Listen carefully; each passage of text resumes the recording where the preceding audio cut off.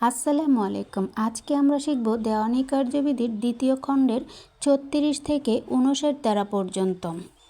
চলুন তাহলে শুরু করা যাক। ৩৬ ধারায় আছে আদেশের ক্ষেত্রে প্রয়োগ। ৫১ ধারার বিষয়গুলো আদেশের ক্ষেত্রেও যথাসম্ভব প্রয়োগযোগ্য, এটাই বলেছে ৩৬ ধারায়। ধারা ৩৭, যে আদালত ডিগ্রি প্রদান করে তার সংজ্ঞা। বিচারকারী আদালতই ডিগ্রি জারি করবে। অনুরূপ ডিগ্রির বিপক্ষে আপিল হলেও এই আপিল আদালতের ডিগ্রিও মূল আদালতকেই জারি করতে হবে। অর্থাৎ উচ্চতর আদালতে কোনো আপিল করা হলে সেক্ষেত্রেও মূল আদালতই ডিগ্রি জারি করবে। ধারা ৩৮, যে আদালত কর্তৃক ডিগ্রি জারি করা যায়। অর্থাৎ কোন আদালত ডিগ্রি জারি করবে? ১. যে আদালত ডিগ্রি প্রদান করেছে সে আদালত। ২. যে আদালতে ডিগ্রি জারি করার জন্য পাঠানো বা স্থানান্তর করা হয়েছে।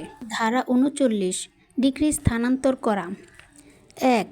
যার বিরুদ্ধে ডিগ্রি দেওয়া হয়েছে সে যদি অন্য আদালতের স্থানীয় এখতিয়ারে বসবাস করে বা ব্যবসা করে বা ব্যক্তিগত লাভজনক কাজ করে। ২. ডিগ্রি দানকারী আদালতের স্থানীয় সীমানার মধ্যে ডিগ্রির দাবি পূরণের জন্য পর্যাপ্ত সম্পত্তি না থাকলে। ৩. ডিগ্রিতে অন্য আদালতের এখতিয়ারে থাকা সম্পত্তি বিক্রয়ের বা প্রদানের নির্দেশ থাকলে। ৪. ডিগ্রি দানকারী আদালত অন্য যে কোনো কারণে স্থানান্তর করতে পারে। ধারা ৪০, বাতিল। ধারা ৪১, জারি কার্যক্রমের ফলাফল অবহিত করতে হবে। যে আদালতের নিকট কোনো ডিগ্রি জারির জন্য প্রেরণ করা হয়েছে সে আদালত ডিগ্রি প্রদানকারী আদালতকে ডিগ্রি জারি হওয়ার বিষয় অথবা জারি না হলে তার কারণ ও পরিস্থিতি নিশ্চিতভাবে অবহিত করবেন। ধারা ৪২, স্থানান্তরিত ডিগ্রি জারির ব্যাপারে আদালতের ক্ষমতা। এই ক্ষেত্রে ডিগ্রি প্রদানকারী আদালত এবং স্থানান্তরিত ডিগ্রি জারিকারী আদালতের ক্ষমতা একই থাকবে। ধারা ৪৩, যেখানে অত্র জারির বিধান প্রযোজ্য নয় সেই বিদেশি ভূমিতে ডিগ্রি জারি। বাংলাদেশের যে এলাকায় ডিগ্রি জারি সম্পর্কিত বিধানগুলো প্রযোজ্য নয় সেই এলাকার কোনো দেওয়ানি আদালত কোনো ডিগ্রি প্রদান করলে এবং উহা উক্ত আদালতের স্থানীয় এখতিয়ারের স্থানীয় সীমার মধ্যে জারি করা না গেলে উহা বাংলাদেশের অন্য কোনো আদালতের এখতিয়ারের স্থানীয় সীমার মধ্যে জারি করা যাবে।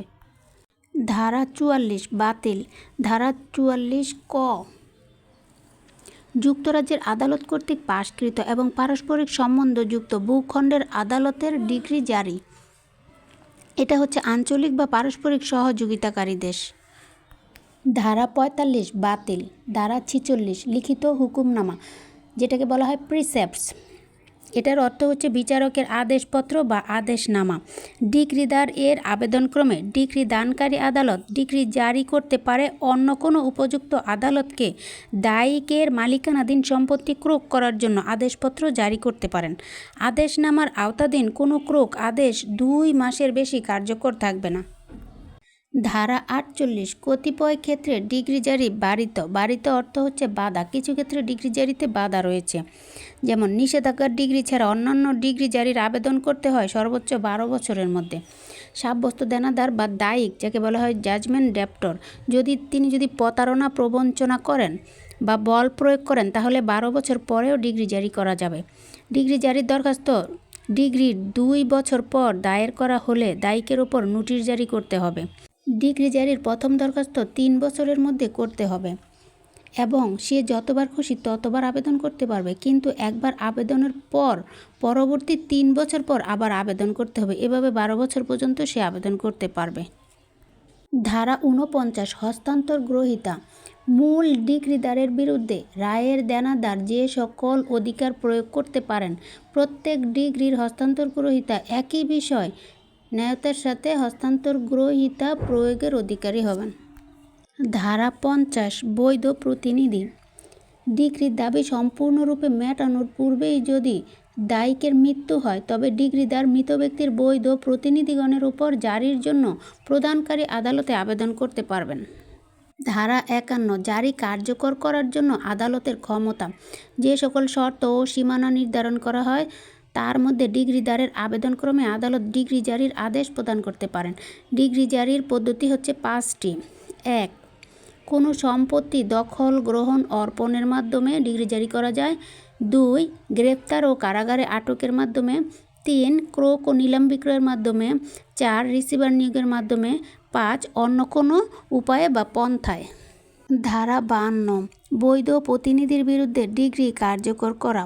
কোনো মৃত ব্যক্তির বৈধ প্রতিনিধির বিরুদ্ধে যখন কোনো ডিগ্রি দেওয়া হয় এবং মৃত ব্যক্তির সম্পত্তি হতে টাকা পরিশোধের জন্য যদি উক্ত ডিগ্রি দেওয়া হয়ে থাকে, তবে সেরূপ কোনো সম্পত্তি ক্রয় ও বিক্রয়ের দ্বারা উক্ত ডিগ্রি জারি করা যেতে পারে। ধারা 53 পূর্বপুরুষের সম্পত্তির দায়।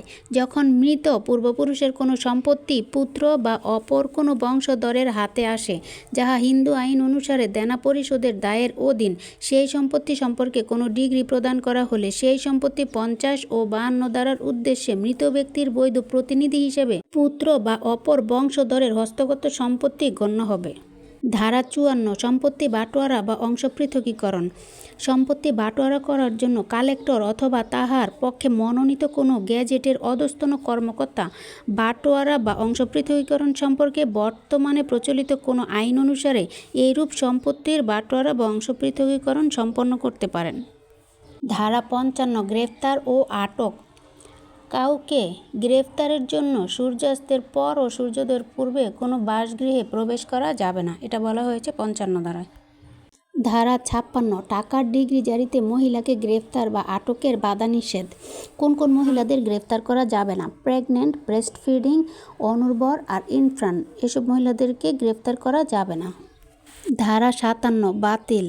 ধারা 58 আটক ও মুক্তি। দেওয়ানি কারাগারে ডিগ্রি জারির জন্য আটক প্রত্যেক ব্যক্তিকে ডিগ্রির টাকা যদি 50 টাকার ঊর্ধ্বে হয় তাহলে 6 মাসের এবং যদি 50 টাকা পর্যন্ত হয় তাহলে 6 সপ্তাহের জন্য আটক রাখা যাবে।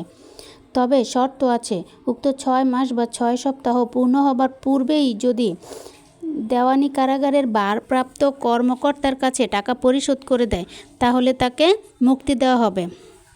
2 তাহার বিরুদ্ধে প্রদত্ত ডিগ্রির টাকা অন্য কোনোভাবে সে যদি মিটিয়ে দেয় তাহলেও তাহাকে মুক্তি দেওয়া হবে। 3 যে কোনো ব্যক্তি আবেদনের প্রেক্ষিতে তাহাকে আটক করেছে সেই ব্যক্তি যদি অনুরোধ করে তাহলে তাকে মুক্তি দেওয়া হবে। ধারা 59 অসুস্থতার অজুহাতে মুক্তি। কোনো ব্যক্তি যদি গুরুতর অসুস্থ থাকে তাহলে তাহাকে মুক্তি দেওয়া হবে এবং সে সুস্থ হবার পরে তাহাকে আবার পরবর্তীতে আটক করা যাবে।